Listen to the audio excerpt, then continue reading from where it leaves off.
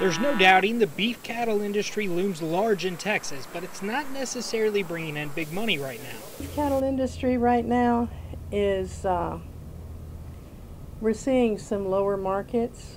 Today's beef business continues recovering from the 2019 fire at the Holcomb Beef Plant in Kansas. That's kind of where it all started. It burned a plant in Kansas, and they didn't kill an extreme amount of product, but it was blown out of proportion. Caused panic, fear, and huge losses in the futures market before coronavirus. Market's kind of recovering, and then here comes COVID. Basically the same thing. It stopped flow, had the product there, wasn't a shortage.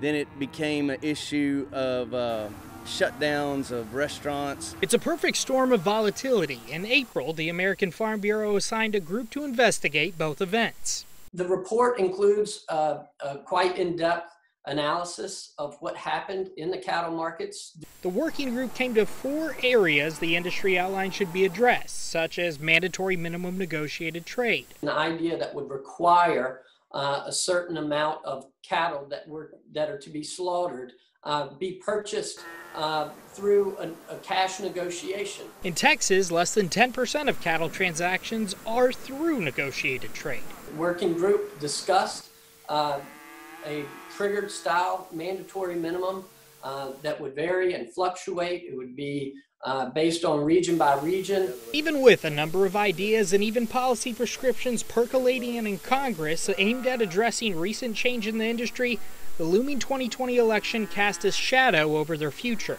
I think like everybody else, I'd love to see things back to normal. Uncertainty sets a theme people like Brian and others in the industry are facing as a whole. The topic of this story is uncertainty, and that causes fear in the marketplace, and that always causes volatility.